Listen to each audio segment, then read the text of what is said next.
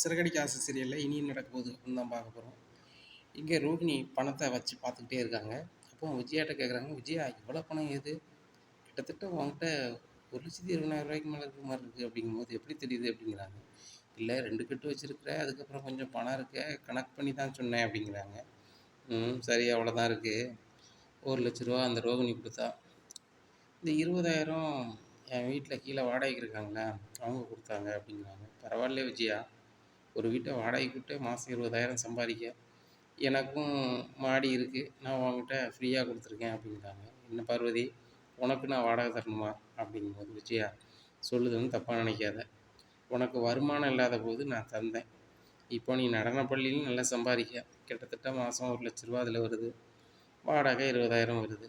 அண்ணன் பென்ஷன் வாங்கி உங்கள்கிட்ட பாதி பணத்தை உனக்கு தராரு, அது ஒரு 20,000. அண்ணா என்னன்னு பார்த்தா உனக்கு ஒரு அமௌண்ட் வருது, எனக்கு நீ கொஞ்சமாக ஒரு வாடகை மாதிரி ஏதாவது கொடுக்கலாம்ல அப்படிங்கும்போது, என்ன பார்வதி பணத்தை பார்த்தோன்னா ஆசைப்படுவியா அப்படிங்கிறாங்க. இந்த பார்வதியா, உன்னை மாதிரி நான் பணத்துக்கெலாம் ஆசைப்படலை, என்ன அங்கங்கே போகிறேன், கொஞ்சம் செலவுகள் இருக்குது, கொஞ்சம் தர முடிஞ்சால் தா, மற்றபடி ஒன்றும் இல்லை அப்படிங்கும்போது, பார்வதிங்க பாரு, அவன் ஃப்ரெண்டு, என்கிட்டலாம் பணத்தெல்லாம் ஆசைப்படாத, எங்கேயும் கூட்டி போனால் உனக்கு பிரியாணியும் கூட்டி போகிற செலவையும் நான் பார்த்துப்பேன், மற்றபடி என்கிட்ட எதையும் எதிர்பார்க்காத. அப்படி நீ எனக்கு வாடகை வாங்கணும்னு நீ நினச்ச அப்படின்னா என் வீட்டு மாடியிலே நான் என்ன செஞ்சுருவேன், வச்சுருவேன் அப்படிங்கிறாங்க. விஜயா, எனக்கு நீ வாடகைலாம் தர வேண்டாம், பெரிய பெரிய வார்த்தைலாம் பேசாத, உன் வீட்டு மாடியில் எடுக்கணுன்னாலும் அதுக்கு நீ என்ன செய்யணும், சட்டர் போடணும், வைக்கணும், நிறைய வேலை இருக்குது, சும்மாலாம் எடுத்துட முடியுமா? என்னால் தானே இருப்பாங்க பசங்க, வெயிலில் உட்காந்துருப்பாங்களா அப்படிங்கிறாங்க. விஜயா முழிக்கிறாங்க. ஆஹா, இவ சொல்லுத மாதிரி நம்ம ரெடி பண்ணுனா கிட்டத்தட்ட அதுக்கே 3,00,000 மேலே ஆயிருமே, பேசாமல் அமைதியாக இருப்போம், நம்ம எதுக்கு செலவழுத்து விட்டுக்கிட்டு, இந்த பார்வதியை ஃப்ரெண்டுன்னு சொல்லி அப்படியே ஒப்பேத்தி கொண்டு போய் இலவசமாகவே நம்ம இங்கே நடன பள்ளி வச்சுக்கலாம் அப்படின்னு சொல்லிட்டு, பார்வதி அதெல்லாம் ஒன்றும் இல்லை, வா உனக்கு நான் பிரியாணி வாங்கி தரேன், உனக்கு பிரியாணி பிடிக்கும்ல அப்படி இப்படின்னு சொல்லி ஐஸு வச்சு கூப்பிட்டு போகிறாங்க. அங்கே போய் பிரியாணி சாப்பிட்றியா அப்படிங்கிறாங்க. விஜயா, என்ன ஐஸ் வச்சு தான் கூப்பிட்டு வரணும்னு எனக்கு தெரியும், இருந்தாலும் என் ஃப்ரெண்டு கூப்பிட்டா நான் வருவேன்னு உனக்கு தெரியும், அதனால் கூப்பிட்றேன், வந்துட்டேன். சரி ரைட்டு, என்ன வாங்க போகிற அப்படிங்கிறாங்க. நம்ம பிரியாணி ஃபஸ்ட் சாப்பிட்லாம் அப்படிங்கிறாங்க. பாரு விஜயா, நீ நகை வாங்கன்னு கூப்பிட்டு வந்திருக்க, நல்லாவே தெரியுது, எப்போ மாறுறது தானே, வா வாங்குவோம் அப்படின்னு சொல்லிட்டு நகையை வாங்குறாங்க. பார்வதி எனக்கு நல்லா இருக்கும்ல அப்படிங்கிறாங்க. உடனே விஜயா, முதல்ல நல்லா விசாரித்து வாங்கு, ரோகிணி யார்ட்டையும் நகையை வாங்கிட்டு இவ்வளோ சீரழிதான், யார்கிட்டையுமே இந்த கடையில் அப்படி இப்படிம்பாங்க, யோசிச்சுக்கா அப்படிங்கிறாங்க. ஆமாம் ஆமாம், அது வேறு பிரச்சனை இருக்கக்கூடாது, நம்ம கஷ்டப்பட்டு நகையை வாங்கிட்டு இவங்க நாளைக்கு வேற ஆள் நகையை வாங்கி வச்சுருந்தா என்ன செய்ய, பெரிய கடைக்கு போகணுன்னு சொல்லிட்டு பெரிய கடையில் போய் எடுக்காங்க. பார்வதி, இந்த மாதிரி கடையிலையும் பண்ணுவாங்களா அப்படிங்கிறதெல்லாம் பண்ண மாட்டாங்க, நகையை எடு அப்படிங்கிறாங்க. நகையை வாங்குறாங்க, வாங்கிட்டு வெளில வந்துட்டு எப்படி இருக்குது அப்படிங்கிறாங்க. நல்லா இருக்குது அப்படிங்கிறாங்க. பார்த்தா எனக்கு வயசு குறைஞ்ச மாதிரி இருக்குல்ல அப்படிங்கிறாங்க. அப்படிங்க பாரு விஜயா, எதுவும் குறைஞ்ச மாதிரி இல்லை, எல்லாம் அப்படியே தான் இருக்குது. அந்த சிந்தாமணி உன்னை ஐஸ் வைக்கிறதுக்காக, மாஸ்டர் உங்களுக்கு வயசு கம்மியான மாதிரி தெரியுது, நீங்கள் 2 பிள்ளைக்கு பெரிய அம்மா மாதிரி தெரியல, வைக்கல அப்படி இப்படின்லாம் சொல்லுதாங்க. ஆனால் அதெல்லாம் உண்மை இல்லை, உன்னை பார்க்க வயசான மாதிரி தெரியுது, என்னை பார்க்கவும் அப்படி தான் தெரியுது என்ன, ஆனால் நீ புகழ்ச்சிக்கு மயங்குற, நான் மயங்க மாட்டேன் அப்படிங்கிறாங்க. பார்வதி, என்னையும் பார்க்க கொஞ்சம் வயசான மாதிரி தெரியுது அப்படி இப்படின்ட்டு அண்ணாமலை வந்துருக்காரு. என்ன பார்வதி இங்கே என்ன செய்வீங்க 2 பேரும் அப்படிங்குவோம். அண்ணே, விஜயா நகை எடுக்கணும்னா தான் வந்தோம் அப்படிங்கிறாங்க. நகையா, என்ன விசேஷம் விஜயா அப்படிங்கிறாங்க. ஏங்க விசேஷம் தான் எடுக்கணுமா அப்படிங்கும்போது, அதுக்கு ஒன்று காசு எது அப்படின்னுட்டாங்க. விஜயா திருதுன்னு முழிக்காங்க. ஆஹா, என்னத்தை சொல்லணும்னு தெரியலையே, நான் ரோகிணிட்டு வாங்கணும்னு சொன்னால் இவர் வேற எனத்தையாவது பேசிக்கிட்டு இருப்பார் அப்படின்னு சொல்லிட்டு முழிக்கிறாங்க.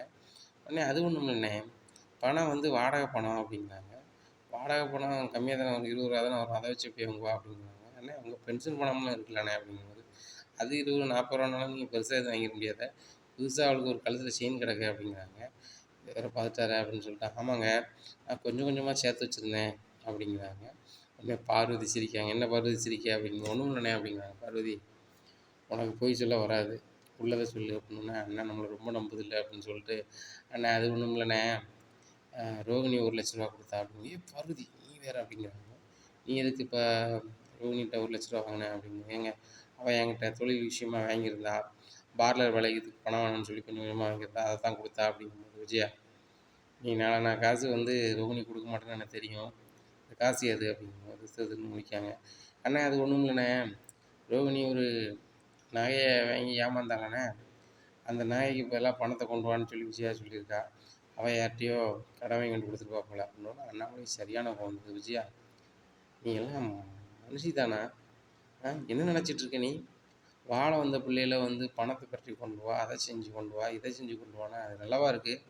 ஆ அந்த பிள்ளைக்கு யாரும் இல்லைன்னு இங்கே வந்து இருக்குது அப்படிங்கும்போது, ஏங்க அவன் என்னங்க சும்மியாங்க வந்தா?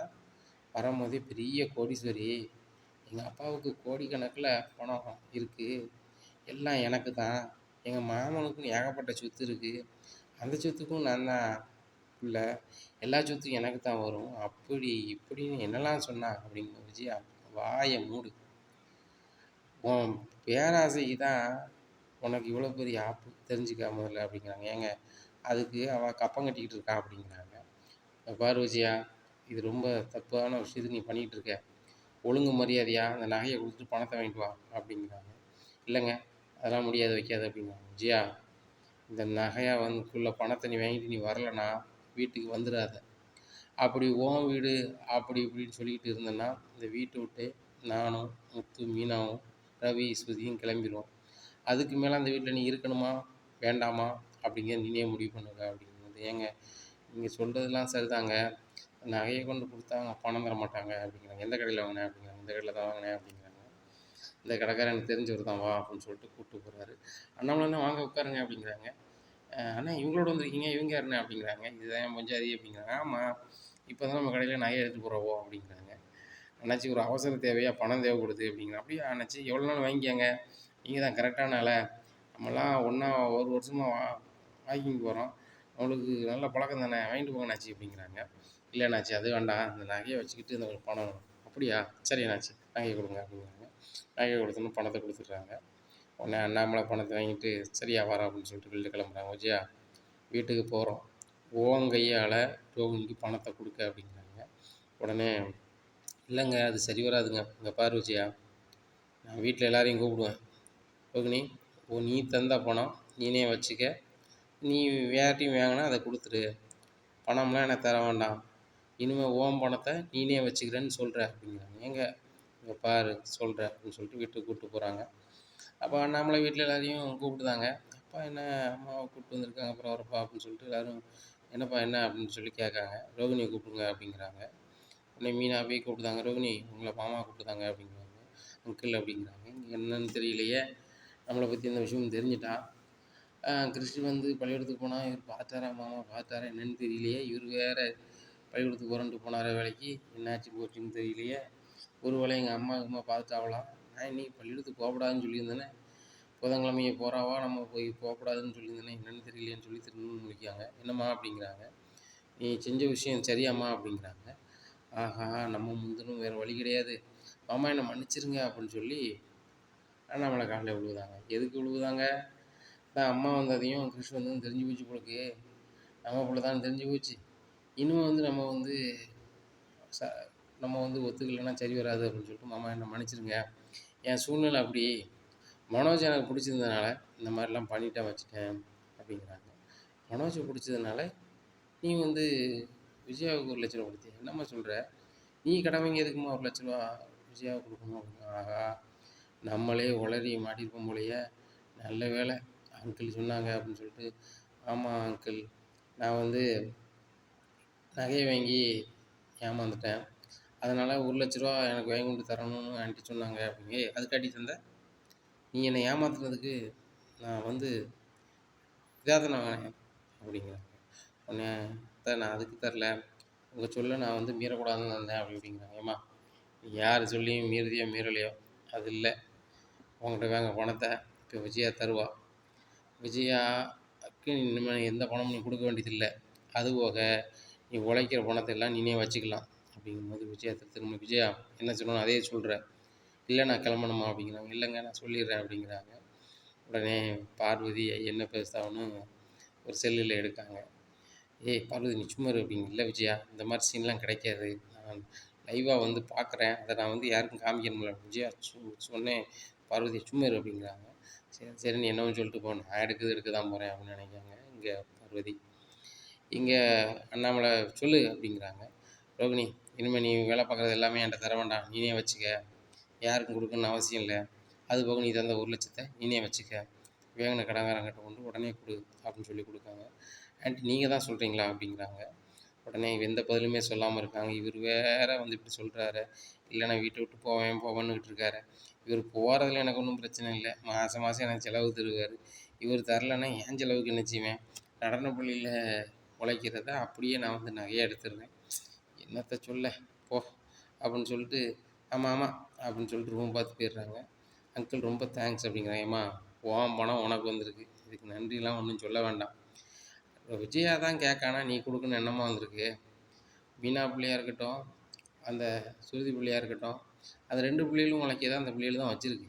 என்ன மீனா விஜயா சொன்னால் என்ன சொன்னாலும் கேட்பான். ஆனால் உழைச்சி கொண்டு ஏன்ட கொடுன்னு சொன்னால் அது இப்படி தேவை முடியாது, எனக்கும் என் புருஷனுக்கு தேவைப்படும், எங்களுக்கு அது சங்கடமாக இருக்கும் அப்படின்னு சொல்லும். அதே மாதிரி நீனும் அந்த வார்த்தையை சொல்லணுமா அப்படிங்கிறாங்க.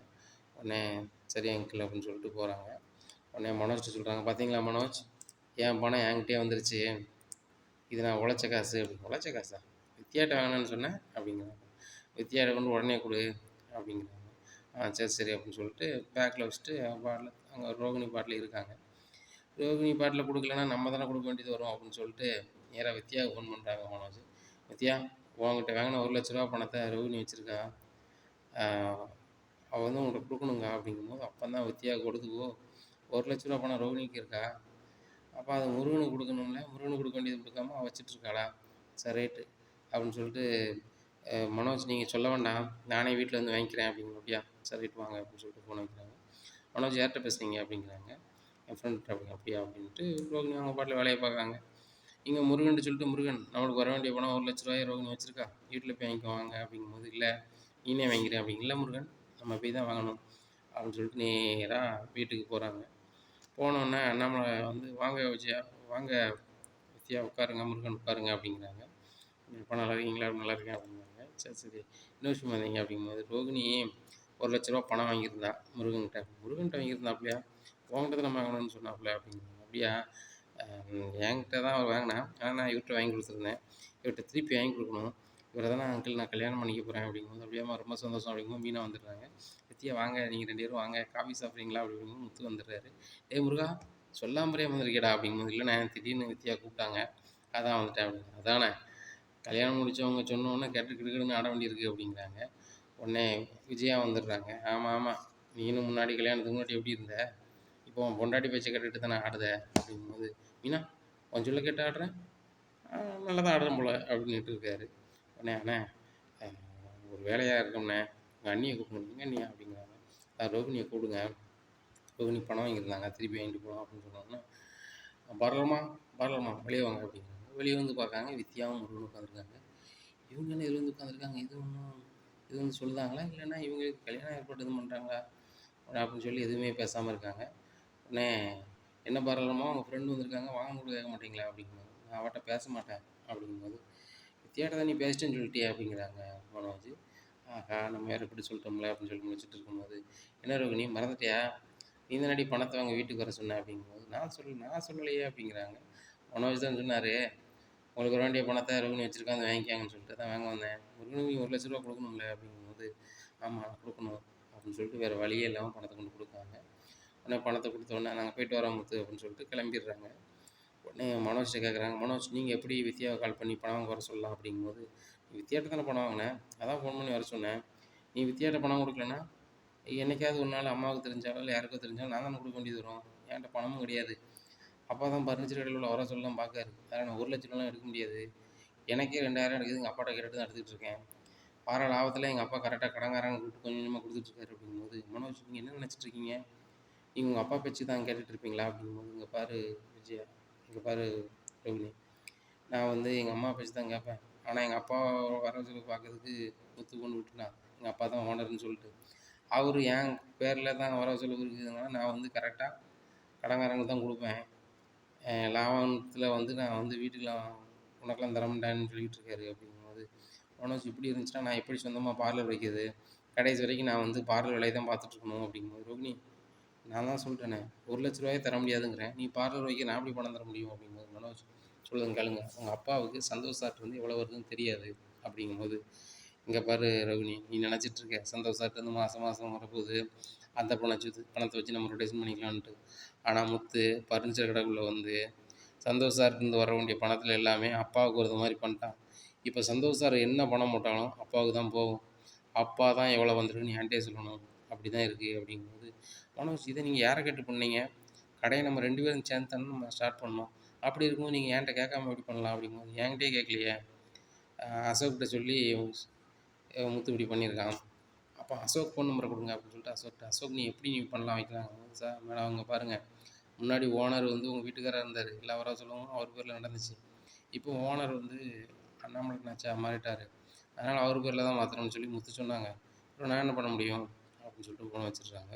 ரொம்ப கடுப்பாகுது. அப்போ மனோஜ் இங்கே பாருங்கள் உங்களை வச்சோ இந்த வீட்டை வச்சோ எனக்கு ஒன்றும் ஆக போகிறது கிடையாது. எனக்கு நீங்கள் கொஞ்சம் அதிகம் என்ன செஞ்சீங்க அப்படிங்கும்போது, ரோகிணி நீ எனக்கு புருஷனை என்ன செஞ்ச அப்படின்னு சொல்லி உங்களுக்குள்ளே சவுண்டு வருது. சவுண்டை கேட்டு விஜயா வராங்க. நீ நினச்சிட்ருக்க பணத்தை வாங்கிட்டேன் வாங்கி உன் ஃப்ரெண்டுட்டையும் கொடுத்துட்டேன் அப்படிங்கும்போது, இங்கே பாருங்க ஆண்டி நான் கொடுக்கல சேட்டை நான் பின்னாடி தான் கொடுக்கணும்னு நினச்சேன். மனோஜ் தான் ஃபோன் பண்ணி உடனே கொடுக்க வச்சுட்டாங்க அப்படிங்கும்போது, ஆமாடி அவன் ஒரு பெரிய பிஸ்னஸ் மேன், அவனுக்கு கடன் யாரும் வாங்கினா அவனுக்கு பிடிக்காது அப்படிங்கும்போது, ஆண்டி என்ன பேசுகிறீங்க? மனோஜுக்கு 30 லட்ச ரூபாய்க்கு மேலே கடன் இருக்குது அப்படிங்கும்போது, நீ எத்தனை லட்சம் வாங்கி வச்சுருக்கியோ? 1 லட்சம்னு சொல்லியிருக்க. வித்யாவை மாதிரி எத்தனை பேர்ட்ட வாங்கினியோ அப்படிங்கும்போது, ஆண்டி என்ன நீங்கள் வாய்க்கு வந்ததெல்லாம் பேசிகிட்டு இருக்கீங்க அப்படிங்கும்போது, ஏய் என்ன குரல் ஒசுருது அப்படிங்கிறாங்க. இல்லை ஆண்டி நான் வித்யாட்ட மட்டும் தான் வாங்கினேன், அதையும் கொடுத்துட்டேன், இப்போ நான் கொடுக்க வேண்டியதில்லை அப்படிங்கும்போது, அம்மா வித்யாட்ட வாங்கினதை கொடுத்துட்டா வித்யா வந்து இவகிட்ட ஒரு 3 லட்ச ரூபா வாங்கியிருக்கா அப்படிங்க, இவகிட்ட 3 லட்ச ரூபா வாங்கியிருக்காளா அப்படிங்கிறாங்க. ஆமாம் ஆண்டி வாங்கியிருக்கா அப்படிங்கும்போது, அப்போ இந்த 1 லட்சத்தை எதுக்கு கொடுத்த அப்படிங்கிறாங்க. இல்லை ஆண்டி அவளுக்கு அவசரமாக தேவைப்படுதான் அப்படிங்கும்போது, அந்த வித்யா 1 லட்ச ரூபா கொடுத்துட்டு பெருசாக பேசுனா இன்னும் 3 லட்ச ரூபா எங்கே கொடுக்கணுமா?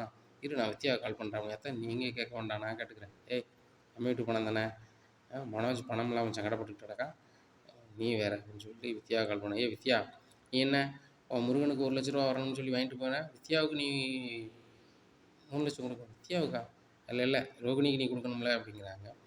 ஆண்டி நானாக ரோகிணி கொடுக்க வேண்டியதில்லை, ரோகிணி எனக்கு எவ்வளோ பணம் தரேன்னு சொல்லி உங்களுக்கு லிஸ்ட்டு தரேன், அதை முடிஞ்சால் நீங்கள் வாங்கி கொடுத்துருங்க அப்படிங்கிறாங்க. என்ன சொல்கிற ரோகிணி ஒன்று வாங்கியிருக்காளா அப்படிங்கிறாங்க. ரோகிணி தான் எனக்கு பணம் தரணும், எவ்வளோ பணம் வாங்கியிருக்கா ஏது வாங்கியிருக்கான்னு சொல்லி எல்லாம் எழுதி வச்சுட்டு ஒரு 1/2 மணி நேரத்தில் உங்களுக்கு ஃபோன் அடித்து கூப்பிட்றேன், நீங்கள் வாங்கி தந்துருங்க ஆண்டி அப்படின்னு சொல்லி ஃபோன் வச்சிடுறாங்க. ரோகிணி நண்டி நினச்சிட்ருக்க, நீ தான் வந்து அந்த வித்யாவுக்கு பணம் கொடுக்கணும் வைக்கணும்னு சொல்லி அந்த வித்யா சொல்கிறா அப்படிங்கும்போது, ஆண்டி அவள் சும்மா ஏதாவது கடுப்பில் சொல்லியிருப்பா நீங்கள் விடுங்க அப்படிங்கிறாங்க. இல்லை எனக்கு என்ன விவரம்னு தெரிஞ்சாகணும், வித்யா கொஞ்ச நேரத்தில் எனக்கு வந்து கணக்கு பார்த்து சொல்கிறேங்க்கா, அது மட்டும் உண்மையாக இருக்கட்டும் அவ்வளோதான் அப்படின்னு சொல்லிட்டு போகிறாங்க. என்னச்சினே தெரில வித்யாவுக்கு கால் பண்ணிட்டாங்க ரோகிணி, ஏன் இவன் கால் பண்ணுறா அப்படின்னு சொல்லி சொல்லுடி அப்படிங்கிறாங்க. என்னடி நினச்சிட்டு இருக்க அப்படிங்கிறாங்க. நான் ஒன்றும் நினைக்கலையே, என் முருகனுக்கு பணம் வரணும் வாங்கிட்டேன், நான் நட்டப்பட்டதாக இருந்துட்டு போட்டோம், அதுக்காக என் வருங்கால வீட்டுக்காரர் ஏன் வந்து நட்டப்பட்டு போகணும், அதான் பணம் வாங்கிட்டு வந்தேன் அப்படிங்கிறாங்க.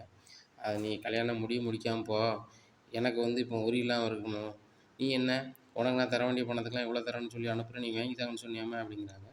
ஆமாம் உங்கள் மாமியார் வந்து நான் பணம் தரேன்னு சொன்னால் நான் எப்படி தர முடியும் அப்படிங்கிறாங்க.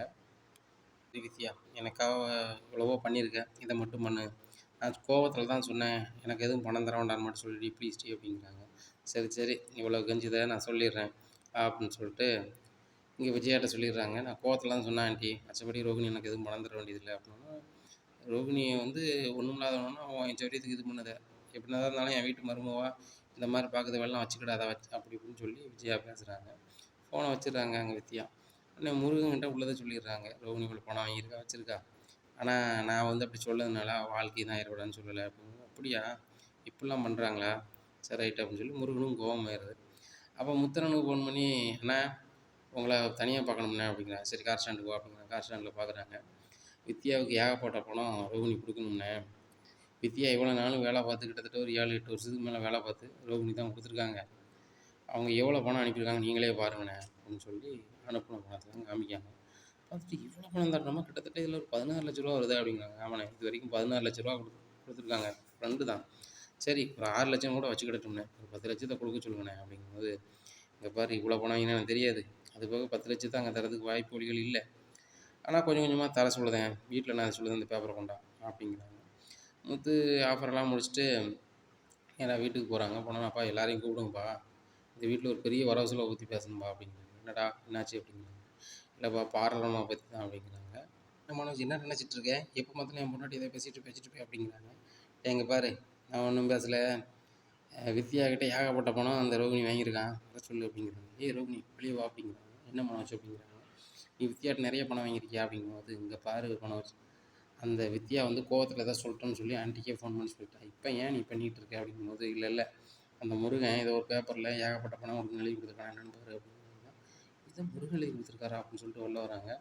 என்ன பார்லரம்மா இவ்வளோ பணம் வாங்கியிருக்கீங்க, இவ்வளோ பணத்தை வாங்கி என்ன செஞ்சீங்க, அந்த வித்யா பிள்ளை 7 வருஷமாக வேலை செஞ்சு உங்கள்கிட்ட தான் தந்துச்சு வச்சு போயிடுச்சுங்கிறாங்க அப்படிங்கும்போது, அது எங்களுக்குள்ள விஷயம், நீங்கள் என்ன பேசுகிறது அப்படிங்கும்போது, வருங்கால வீட்டுக்காரர் கேட்காரு, நான் என்ன பண்ண முடியும், அடுத்தவங்கள்ட்ட பணம் வேணால் கொடுக்க பாருங்கள், இந்த வீட்டில் நீங்கள் மட்டும் இல்லை பார்லரம்மா, எல்லோரும் தான் இருக்கோம், அப்படி இருக்கும்போது ஒரு வளவு செலவுங்கும் போது எல்லோரும் சங்கடம் தான் அப்படின்னு இருக்கும்போது அண்ணாமலை சொல்கிறாங்க, பாரு பாரு ரோகிணி, அடுத்தவங்கள்ட்ட பணத்தை வாங்க நம்ம கொடுக்கணும், அவங்க நம்ம ஃப்ரெண்டாக இருந்தாலும் கூட அவங்களுக்கும் செலவுகள் இருக்கும், அந்த பிள்ளைக்கு இப்போ கல்யாணம் ஆக போகுது, உன்னால் முடிஞ்சதை கொஞ்சம் திருப்பி கொடுமா அப்படிங்கிறாங்க. அங்கிள் நானும் வித்யாவுக்கு ஏகப்பட்ட இது பண்ணி பணம் கொடுத்துருக்கேன் வச்சுருக்கேன் அப்படிங்கும்போது, இப்போ அதையும் அந்த முருகன் சொன்னாப்புல, ரோகிணி தான் வந்து பணம் வேணும்னு வாங்கணும், மற்றபடி அந்த பிள்ளை வந்து தனியாக இருக்கிறதுனால எதுவுமே கேட்காதான் அப்படிங்கும்போது, முத்து நீங்கள் தேவையில்லாமல் பண்ணிகிட்டு இருக்காதீங்க, நான் நல்லா இருக்குது உங்களுக்கு பிடிக்கல அப்படி தானே, இந்த வீட்டில் நான் வந்து ரொம்ப சங்கடப்பட்டுக்கிட்டு இருக்கணும், இந்த ஆன்ட்டி என்னை வந்து சத்தம் போட்டுக்கிட்டே இருக்கணும், மனோஜ் நானும் பேசவே கூடாது, விலகியே நிற்கணும், அதானே உங்களுக்கு பிடிக்கும் அப்படிங்கும்போது, நான் அப்படிலாம் சொல்லலை, முருகன் என்கிட்ட பணத்தை வாங்கி தர சொன்னாப்புல, பணத்தை நீ எப்படி கொடுக்க ஏது கொடுக்க அதை சொல்லு அப்படிங்கும்போது, ரோகிணி திருதுன்னு முடிக்காங்க. அங்கிள் எனக்கும் வித்தியாவுக்குள்ளது நாங்கள் பார்த்துக்குறோம், இவங்கெல்லாம் 3வது ஆட்கள்லாம் கேட்க வேண்டியதில்லை அப்படிங்கும்போது, இம்மாங்க பாரு அந்த முருகன் பையனும் முத்துக்கு தெரிஞ்ச பையன், அதனால் கேட்க சொல்லியிருக்கான், கொடுக்க வேண்டியதை கொடுமா, கொஞ்சம் கொஞ்சமாக கொடு, ஐயோ ஒரே இடவா கேட்கல, அதனால் கொடுக்குறதுக்கு பாரு அப்படிங்கிறாங்க. சரி அங்கிள் அப்படிங்கிறாங்க. இந்த விஜயா சொல்கிறாங்க, அப்போ நீ எத்தனை பேர்கிட்ட தாண்டி பணம் வாங்கி வச்சுருக்க அப்படின்னு சொல்லி வெளுன்னு வெளுக்காங்க. அந்த நேரத்தில் சீதா வந்துடுறாங்க. சீதா வந்தோடனே இப்போ வேறு வந்துருக்காளா அப்படின்னு சொல்லிட்டு முடிக்காங்க. நீ என்ன விஷயமா வந்திருக்க அப்படிங்கிறாங்க. இல்லை நான் ஒரு 2 நாளைக்கு வந்து வெளியூர் போனோம், வெளியூர் போகும்போது வண்டி தேவைப்படுது, மாமா தான் புக் பண்ணி விடுவாங்க, மாமாவை கால் பண்ணேன் கால் வரலை, ஸ்டாண்டுக்கு போனேன் இங்கே வந்துருக்கதாக சொன்னாங்க தான் இங்கே வந்தேன் அப்படிங்கிறாங்க. சரி நீ எனக்கு ஃபோன் பண்ணியிருக்க வேண்டியது, மாமா ஃபோன் தான் வரல அப்படிங்க அப்படியா, சரி ரைட்டு எங்கே போகணும் எது போகணுன்னு கேட்டு சரி வந்துடுறேன், வீட்டில் ஒரு பர்சனலாக ஓடிட்டுருக்கு அப்படிங்கிறாங்க. இங்கே ரோகிணி ஒரு மாதிரி நிற்கிறத பார்த்து இவங்களுக்கு தன்னை அறியாமல் சிரிப்பு வந்துடுது சீதாவுக்கு. சிரிப்பு வந்தோடனே அதை பார்த்தோன்னே மேலும் கடுப்பாகுது இந்த ரோகிணிக்கு. இந்த முத்து மீனா ரொம்ப ஓவராக பண்ணுறதுனால இந்த சீதாவுக்கு நம்மளை பார்த்தா நட்டல்ஸ் இல்லை, இருக்கட்டும் அப்படின்னு சொல்லி மனசுக்குள்ள நினைக்காங்க. இங்கே அண்ணாமலை அதுக்கு மேலே விஜயா விடு அப்படின்னு சொல்லிட்டு சொல்லிடுறாங்க. எல்லோரும் ரூமுக்கு போயிடுறாங்க. இங்கே விஜயாவுக்கு சரியான கடுப்பாக இருக்குது. மனோஜுக்கு ஃபோன் பண்ணி ரூமுக்கு வர சொல்லுவாங்க. டேய் அந்த ரோகிணியை நீ வந்து என்னமோ நினைக்க, ரொம்ப கேடியாக இருக்கடா, என்னெல்லாமோ பண்ணுறா, அதனால் அவள் கூட நீ வாழக்கூடாது அப்படிங்கிறாங்க. அம்மா எப்படிம்மா, அவளை கல்யாணம் பண்ணிட்டேன் எல்லாருக்கும் தெரிஞ்சுக்கணும் அப்படிங்கிறாங்க. டேய் எல்லாம் தெரிஞ்சானடா, அவளை அந்த வீட்டை விட்டு அனுப்புகிறோம், அனுப்பிட்டு உனக்கு நல்ல இடத்துல பார்த்து ஒரு கல்யாணம் பண்ணி வைக்கும் அப்படிங்கம்மா. அதெல்லாம் வேண்டாம், என்ன நினச்சிட்ருக்க, இப்படியே இருந்து சகனப்பட நினைக்கியா, பர்னிச்சர்கள்லேருந்து வர வருமானத்துக்கெல்லாம் உங்கள் அப்பா வந்து கடங்காரங்கெல்லாம் கொடுத்துருவாங்காரு, அதுக்கப்புறம் அந்த கடையை எல்லாருக்கும் 3 பங்கும்பார், அப்புறம் உனக்கு ஒன்றுமே இல்லாமல் போயிரும்டா, அப்போ நீ என்னடா பண்ண போகிற அப்படிங்கிறாங்க. எனக்கு என்ன பண்ணனே தெரிலம்மா அப்படிங்கிறாங்க. அதுக்கு ஒரே வழிதான்டா, ஒரு பணக்கார பிள்ளைய, யார் ரவி ஓனர் மாதிரியோ இல்லை இந்த சுருதி மாதிரியோ, ஆனால் குணத்தில் வந்து நல்ல பிள்ளையாக பார்த்து நான் கல்யாணம் பண்ணி வைக்கேன்டா, ராஜேஸ்வரி இதை மாதிரி அசால்ட்டாக எதனாலும் பண்ணுவாடா இருடா அப்படின்னு சொல்லி ராஜேஸ்வரி கால் பண்ணுறாங்க. ராஜேஸ்வரி மனோஜ் நிறைய படிச்சிருக்கான், வசதியான வீட்டில் கல்யாணம் முடிச்சு கொடுக்கணும்னு நினச்சேன் அப்படிங்கும்போது, ஆமாம் ஓ மருமகளும் பெரிய பணக்காரி தானே, அது எங்கே எல்லாம் ஏமாதிட்டு தான் வந்திருக்கா, ஒன்றும் கிடையாது, சும்மா அங்கே பணம் இருக்குது இங்கே பணம் இருக்குன்னு ஏமாற்றி விட்டா அப்படின்னு. அப்படியா அப்போ நீ சும்மா விட்டா அப்படி, எங்கே சும்மா விட்டேன், பாடாக தான் படுத்திகிட்டு இருக்கேன், அவளை வீட்டை விட்டு கொஞ்ச நாள் அனுப்பிடுவேன், அவளுக்கு மனோஜுக்கு நல்ல இடத்துல பொண்ணு பார்க்கணுமே அப்படிங்க. அந்த புள்ள போட்டோம், சம்மந்தம் இல்லைன்னு மட்டும் சொல்லு, ஒரு பேப்பரில் அந்த பேப்பரை கொண்டா, சூப்பர் பொண்ணு இருக்குது பார்த்துருவோம், எங்கள் சொந்தத்துலேயே ஒரு பொண்ணு இருக்குது நல்லா பண்ணி வைக்கேன் அப்படிங்கிறாங்க. ரொம்ப நன்றி அப்படின்னு சொல்லிட்டு, டேய் ராஜேஸ்வரி சொன்னால் வாக்கு மரம்டா, என்ன ஒரு நல்ல இடத்துல பொண்ணு இருக்கான் அவங்களாம் அப்படிங்கும்போது, அப்படியாம்மா என்னடா அப்படியாம்மாங்க, ரோஹினி கூட நீ வாழலைன்னா வைக்கலனா தானடா அது சரியாக வரும் அப்படிங்கும்போது, அதுக்கு நான் என்ன செய்ய முடியும் அப்படிங்கிறாங்க. அதுக்கு நான் ஒரு நல்ல பிளானா வந்து ஒரு ஆள்கிட்ட கேட்டு வச்சுருக்கேன். தேவையில்லாம ரோகிணிட்ட பேசவெல்லாம் வச்சுக்கிடாத. இன்னையிலேருந்து நைட்டு இங்கே தான் தூங்கணும் அப்படிங்கிறாங்க. இல்லைம்மா அப்பா ஏதாவது சொல்லுவாங்க அப்படிங்கிறாங்க. டேய் அப்போ மொட்டை மாடில தூங்கு. ஆனால் வந்து ரூமுக்குள்ள இருக்கக்கூடாது அப்படிங்கிறாங்க. சரிம்மா அப்படின்றாங்க. எல்லாரும் தூங்க போனோம்னு பாய எடுத்துக்கிட்டு மொட்டை மாடி பார்த்து கிளம்புறாங்க. எங்கே போன வச்சு போகிறீங்க அப்படிங்கிறாங்க. இல்லை இன்னும் அம்மா வந்து உள்ளே நீ தூங்கக்கூடாதுங்காங்க. இல்லை நான் ரூமில் வந்து தூங்கு. இல்லைன்னா மொட்டை மாடில தூங்குங்காங்க அப்படிங்க. அப்போ இன்னும் உங்கள் அம்மா பேச்சு தான் கட்டிக்கிட்டு இருப்பீங்களா? இந்த வீட்டில் எல்லோரும் அம்மா பேச்சு தான் கட்டிக்கிட்டு இருக்காங்களா? அப்படிங்கும்போது இந்த பாரு நீ பண்ணுத ஃப்ராடு வேலை எல்லாமே முத்து ஒன்று ஒன்றா கண்டுபிடிச்சிட்டு இருக்கான். நீ இன்னுமெல்லாம் என்னெல்லாம் பண்ணி வைக்க போறியன்னு பண்ணி வச்சிருக்கே தெரில. அது எல்லாம் முத்து போய் சொல்கிறான்னா ஒட்டு மொத்தமாக இந்த வீட்டில் எனக்கு மறுவாதி இருக்காது. ஆனால் இந்த வீட்டில் உங்களுக்கு என்ன மரியாதை இருக்குது அப்படிங்கிறாங்க. இந்த வீட்டில் நான் தான் பிஸ்னஸ் மேன். நீங்கள் தான் சொல்லிக்கிட்டே இருக்கீங்க நான் பெரிய பிஸ்னஸ் மேன் பெரிய பிஸ்னஸ் மேன். முத்து உங்களை மதிக்காரா? அந்த வீட்டில் யாரும் மதிக்காங்களா? ஒன்றும் கிடையாது. கடையை நீங்கள் நடத்தீங்க. வர வச்சுல உங்கள் அப்பா பார்க்காரு. வர லாபத்தெல்லாம் அவர் என்ன செய்தார் அது சரி உங்களால் கேட்க கூட முடியாது அப்படிங்கும்போது எங்கள் அப்பா பணத்தில் ஆரம்பித்த கடை தானே அதை நான் எப்படி கேட்க முடியும்? உங்கள் அப்பா பணத்தில் ஆரம்பித்தா கடை நீங்கள் தானே நடத்துகிறீங்க அப்படிங்கும்போது ஆமாண்ணே எதையுமே நான் சொல்லி தான் இது பண்ண வேண்டியிருக்கு. மனோஜ் இந்த நிலமையில இருக்கேன்னா காரணம் நான் தான். நீங்கள் பழசெல்லாம் மறக்காதங்க. நான் சொல்லலாம் நீங்கள் கடையை வச்சுருக்க முடியாது. உங்கள் அப்பாட்ட கொண்டு பணத்தை கொடுத்துருப்பீங்க. உங்கள் அப்பா பணத்தை எல்லாத்தையுமே உங்கள் தம்பிக்கும் ரவிக்கும் உங்களுக்கும் கொஞ்சம் தந்துருப்பார். அதோட முடிஞ்சிருக்கும். ஏன் உங்களுக்கு தராமல் கூட விட்டுருப்பாரு. நான் உங்களை அப்படி இல்லை அப்படி வச்சு பார்க்கல. உங்களை ஓனரை வச்சு பார்க்கேன் அப்படிங்கும்போது ரோகிணி நீ சொல்லதான் சரி தான்.